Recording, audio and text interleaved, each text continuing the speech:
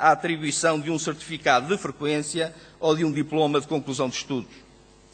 Não faz sentido medir com a mesma escala alunos com percursos escolares diferenciados, com níveis de exigência completamente diferentes e muito menos obrigar os professores a atribuírem trimestralmente notas aos alunos que muitas vezes não têm correspondência real, constituindo um ato de violentação da sua própria consciência, só para responderem a exigências subordinadas a critérios meramente estatísticos e se libertarem de complexos processos burocráticos ou de supervisões inspectivas, até porque as competências programáticas são de ciclo e não de ano. Há evidências que nos permitem sustentar estas afirmações. Quando olhamos para as publicações estatísticas sobre a evolução dos resultados escolares na região autónoma dos Açores, e quando se verifica que o aproveitamento escolar, ao nível dos três ciclos do ensino básico, sobe em média mais de 10% no espaço de apenas um ano, ou seja, de 2004 para 2005, ou seja, 2004-2005 para 2005-2006, aproximando-se dos 90% no segundo e terceiro ciclos e 95% no primeiro ciclo, e que nesse mesmo ano, no ensino secundário, se registrou uma evolução de resultados em sentido negativo, verificando-se um insucesso escolar de 35% no 10º ano e de 50% no 12º ano, tal situação merece-nos, de facto, muita preocupação e muitas interrogações sobre as razões que motivam tão grande disparidade de resultados. Quando, por exemplo, no espaço de 3 anos, de 2003 a 2006, o sucesso escolar no segundo ano de escolaridade passa de 68% para 95%, será que estamos perante sucesso real ou administrativo? Se é sucesso administrativo, é óbvio que o mérito é todo do Governo. Porém, se é real, como o Governo quer fazer crer, esse mérito tem de ser partilhado com os docentes, o que põe em causa tudo o que os governantes têm dito acerca dos professores e da necessidade de impor modelos de avaliação mais exigentes, porque, afinal, somos todos excelentes. Os responsáveis pela política educativa deste país têm de uma vez por todas, dizer o que verdadeiramente querem. O que não podem é defender e sustentar determinadas ideias ou teses, impondo práticas que as contradizem. Ora, exigem adaptação e flexibilização curricular, tendo em conta as características individuais e os contextos sociais dos alunos. Ora, impõem provas de aferição ou exames iguais para todos, querendo penalizar os docentes na sua avaliação pela diferença de resultados entre as avaliações internas e as avaliações externas.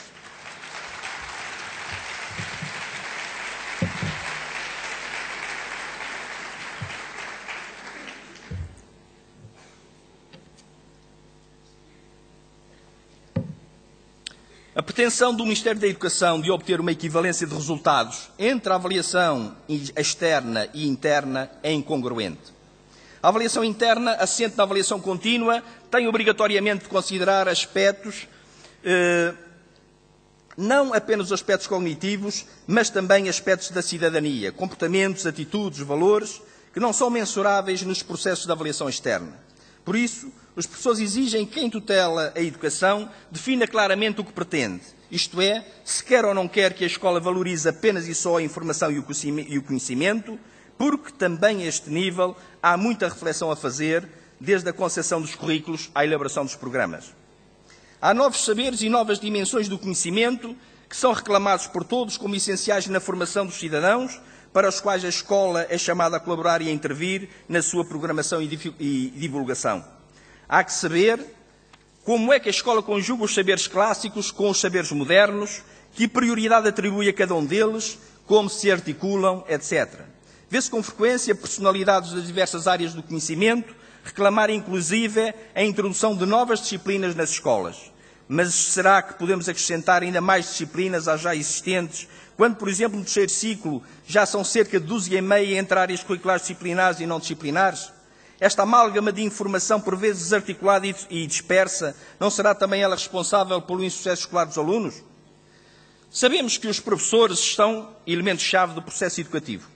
e que têm um papel relevante na aprendizagem dos alunos, mas não é legítimo fazer depender apenas e só deles os resultados escolares, como o relatório McKinsey sobre a educação pretende fazer crer. Esse relatório de uma empresa de consultoria dos Estados Unidos refere que o governo britânico mudou diversos aspectos da política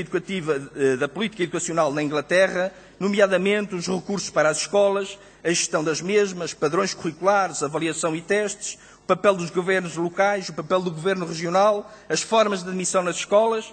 etc. Uma única coisa que não mudou foram os resultados, não tendo havido uma melhoria nos padrões de leitura, escrita e matemática nos últimos 50 anos.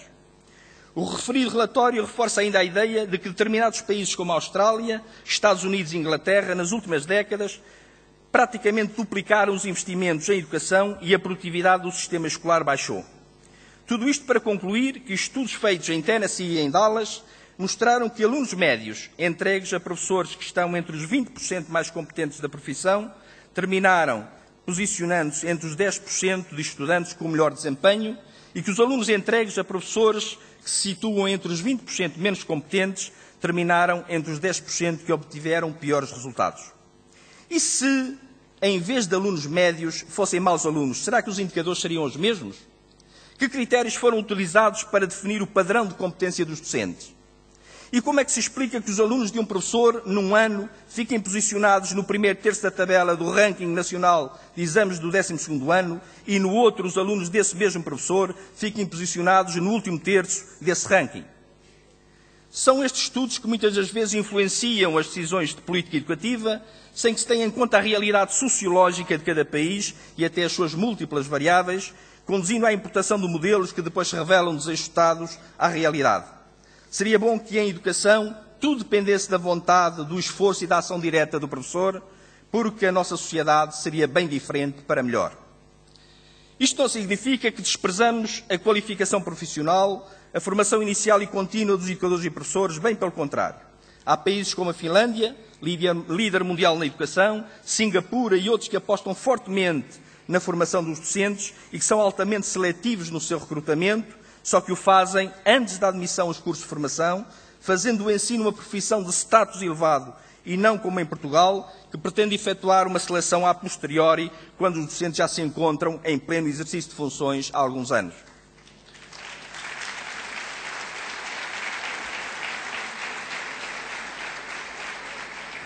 Mas há outras curiosidades nesse relatório que importa referir, nomeadamente a atenção que os países de melhor desempenho, como a Finlândia, dão aos alunos que apresentam dificuldades de aprendizagem, procurando intervir o mais cedo possível, mobilizando professores de educação especial, que em certas escolas chegam a ser de um professor para 7 alunos. Além disso, em cada ano, cerca de 1/3 dos alunos recebe educação suplementar em sessões individuais.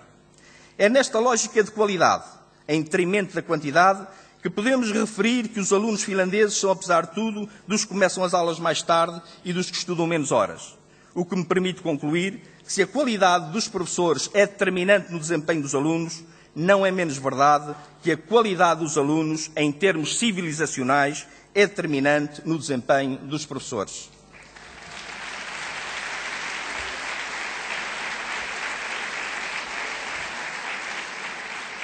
Portanto, cheguei ao fim. Apenas, portanto, um viva muito grande ao 9º Congresso dos Professores e Educadores Madeirenses, viva o desenvolvimento educativo e cultural das regiões autónomas da Madeira e dos Açores, viva a FENPROF e a CGTP, viva a unidade dos professores portugueses. Muito obrigado.